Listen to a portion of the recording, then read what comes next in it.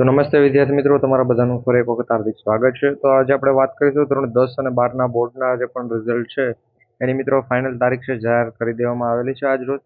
મિત્રો ઘણા બધા ક્રિએટરે ઘણા બધા વિડીયો બનાવેલા છે કે ભાઈ 10 અને 12ના બોર્ડની તારીખ આ છે, આ તારીખે રિઝલ્ટ આવશે, સંભવિત તારીખ જણાવતા હતા. પરંતુ મિત્રો આજે આ વિડીયોમાં તમને ફાઇનલ જે પણ તારીખ આવેલી છે એ જણાવીશું.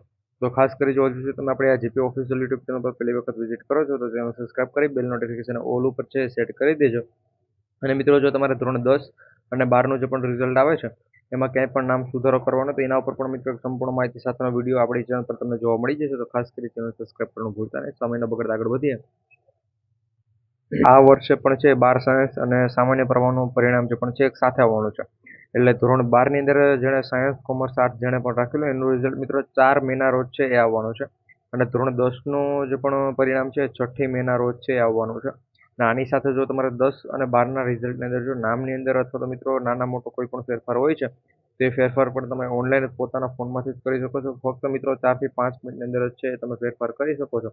તો એના ઉપર આપણે આ જીપી ઓફિશિયલ યુટ્યુબ ચેનલ પર મિત્રો આજે જ એક વિડીયો આવી જશે કે જે ખાસ કરી એક વખત તમે જોઈ લેજો. અને તમારે જો ભૂલભાલ હોય તમે પણ છે સુધારી શકો છો. ધોરણ 10 અને 12ના જે પણ સાયન્સ તેમજ સામાન્ય પ્રવાહના 15 લાખથી વધુ ઉમેદવારો હતા કે જેણે પરીક્ષા આપેલી છે. એટલા વિદ્યાર્થીઓએ પરીક્ષા આપેલી છે. અહીંયા ક્યાં કેટલા ઉમેદવારો પરીક્ષા આપેલી છે પણ અહીંયા તમે જોઈ શકો છો.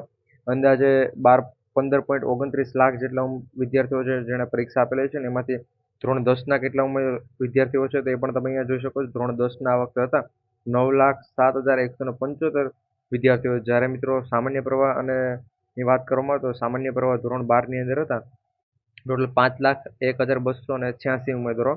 અને સાયન્સની અંદર હતા 1.19 લાખ જેટલા વિદ્યાર્થીઓ હતા કે જેણે આ વખતે 12 બોર્ડની અને 10 બોર્ડની એક્ઝામ છે આપેલી છે.